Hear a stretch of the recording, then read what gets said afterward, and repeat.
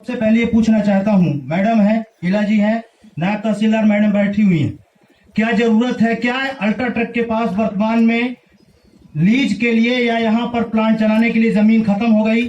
जो पहले से लीज में है, क्या उसको उस उत्खनन के लिए जमीन नहीं है? उत्खनन के लिए पर्याप्त इनके पास जमीन है, लेकिन ये जमीन पूरी तरह से किसानों की जमीन को हथियाना चाहते हैं। सवाल इस बात का है, आपके द्वारा अगर कानून का पालन कराने वाले लोग, लोकसभा विधानसभा के अंदर कानून बनते हैं, भूमि अधिग्रहण कानून 2013 क्या कहता है? भूमि अधिग्रहण कानून ये कहता है कि जहां 2 फसली जमीन है वहां पर कोई भी उद्योग नहीं लगना चाहिए, उसके लिए बंजर जमीनें होनी चाहिए, और जब कहीं भी जमीन न मिले तब उसके बाद। लेकिन यहाँ पर जो 2 फसली जमीन है, तो उस जमीन पर उद्योग लगाने की आवश्यकता क्या है? पहली बात, इस लीज के लिए क्या मैं पूछना चाहता हूँ, यहाँ भोलगढ़ पंचायत के अंतर्गत ये खमरिया है, क्या यहाँ के ग्राम पंचायत के सरपंच ने ग्राम सभा की एनओसी दी है? पहली शर्त ग्राम सभा की एनओसी है। इसके बाद किसानों की सहमति के लिए भी ये प्रावधान है कानून में, बिना किसानों के सहमति की जमीन नहीं ली जाएगी। लेकिन सब ये कागजी किताबें हैं। यहाँ मैडम बैठी हुई हैं, तमाम राजस्व के अधिकारी, आपकी अर्जियां इनके दफ्तरों में धूल फांकेगी, याद कर लीजिएगा, नोट कर लीजिएगा। ये आज के बाद पहचानेंगे नहीं कोई आपको। मैं यहाँ हम लोग लगातार, अभी हमारा सीटू मजदूरों का संगठन है, कोविड-19 प्रधानमंत्री की गाइडलाइन है कि गाइडलाइन के मुताबिक कहीं भी कोरोना महामारी में इतने लोग इकट्ठे नहीं होंगे। क्यों? ये जो यहाँ पर जन सुनवाई हो रही है, ये पूरी तरह से ये यहाँ मध्य प्रदेश के अंदर राज्य का शासन है, केंद्र की गाइडलाइन का उल्लंघन है। मैं निंदा करता हूँ ऐसी जन सुनवाइयों का, नहीं होनी चाहिए।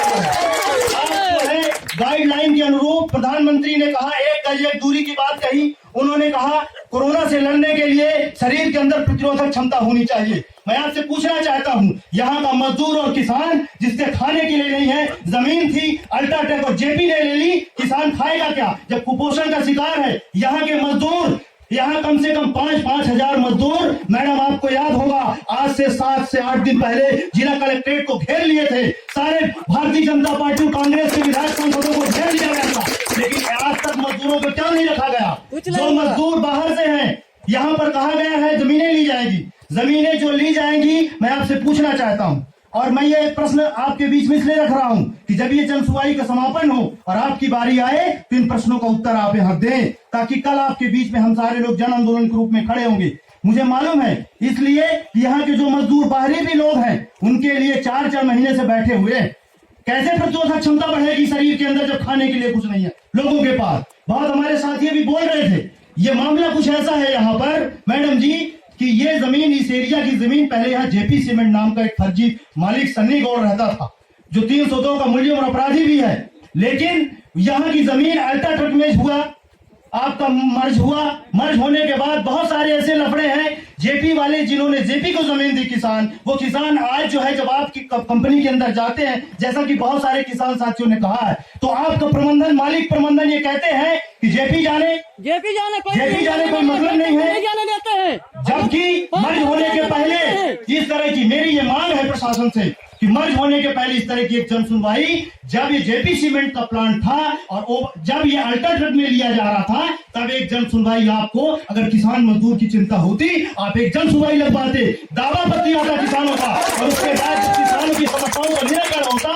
उसके पश्चात यहाँ पर जो है तो ये यहाँ पर आप अल्ट्राटेक में मर्ज किया जाना चाहिए। लेकिन ऐसा नहीं हुआ। हमारे बगल में एक लड़का नौजवान साथी है, उसका राजनारायण द्विवेदी है, गवाह के तौर पर अभी 100 कापियां लिया हुआ है।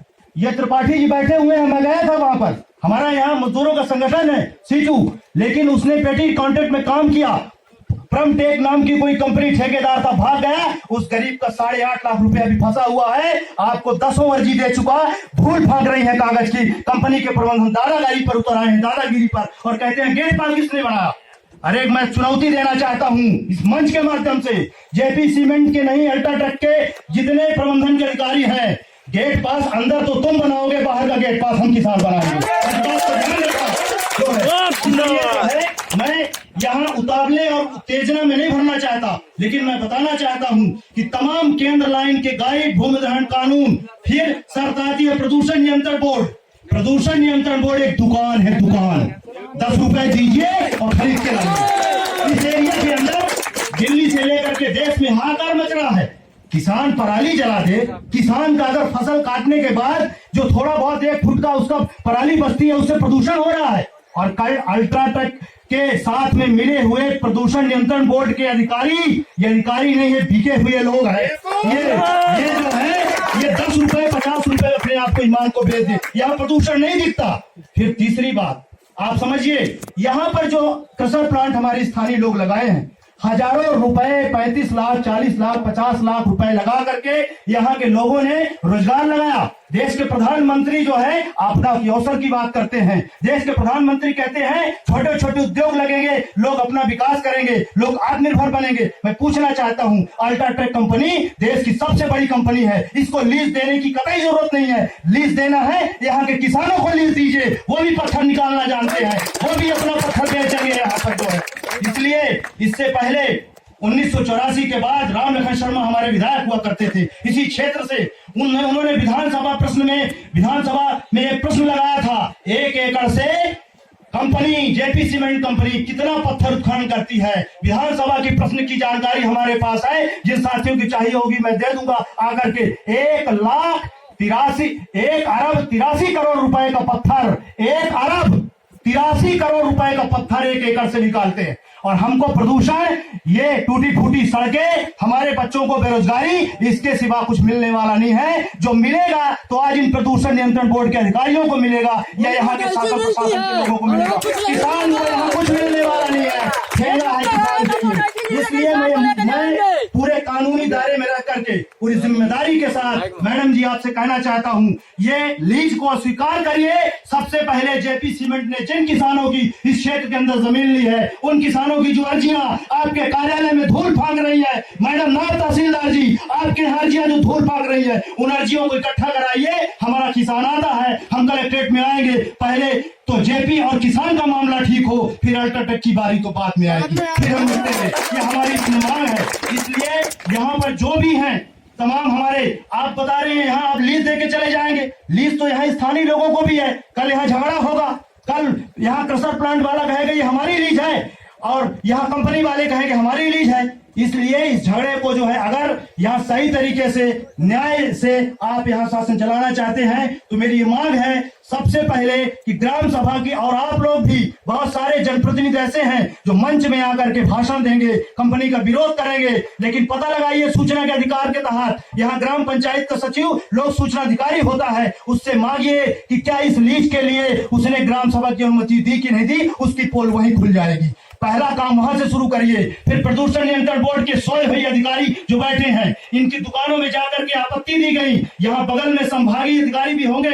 यहाँ तुर्की गांव है बगल में, ये रीवा सतना का लगा हुआ इलाका है। तुर्की में 10 फीट तक कोयला जमा है। आज तक आंख फूट गई प्रदूषण नियंत्रण बोर्ड के अधिकारियों, इनको दिखता नहीं है, पता नहीं कौन सा चश्मा लगाए हुए। यहाँ इनको प्रदूषण नहीं दिखेगा, कंपनी प्रदूषण करेगी उसके लिए नहीं दिखेगा। इसलिए यहाँ पर पूरी तरह से इस लीज का हम लोग तहे दिल से के साथ जो है, जो यहाँ हमारे किसान मजदूर आए हैं, आप लोग जो है लड़ाई के लिए कमर कसिए। रेड्डी साहब ने सपने बहुत दिखाए हैं, वो सपने हकीकत जब 84 से अब तक नहीं हुए तो अब तो और देश के अंदर हमारे आपके चुने सांसद विधायक बिकने लगे हैं। किस पर भरोसा करेंगे? कल्याणकारी कर्मचारी बिकते थे, अब हमारा नेता बिक रहा है। इसलिए हमको लड़ाई के लिए तैयार होना होगा, किसानों को संगठित होना होगा। पुनः मैं मैडम जी से ये निवेदन करना चाहता हूँ कि मैडम जी, जो नियम कानून है, उन नियम कानूनों के तहत जो किसानों के मसले हैं, उन मसलों को मास्क लगाइए सब। इतनी बड़ी बड़ी बातें कर रहे हो आप लोग, खुद ही पालन नहीं कर रहे हैं। अरे तो मैम ऐसे में करवाना है। मास्क लगाइए। आज की डेट पे सर मेरे हाथ से एक ही क्वेश्चन है कि आज ये डेट पोस्टपोन हो सकती थी कि नहीं हो सकती थी। अब हमारे गांव के लोग इतने पढ़े लिखे नहीं है कि सोशल डिस्टेंस मेंटेन कर पाएंगे। आपके बोलने पे वो सोशल, यही चीज सुबह से हम लोग विरोध कर रहे हैं कि हमारे गाँव के लोग ये सोशल डिस्टेंस मेंटेन नहीं कर पाएंगे। हम ये डेट आप पोस्टपोन करिएगा। सिर्फ हमारा सुबह से एक सबसे निवेदन था कि डेट को पोस्टपोन किया जाए।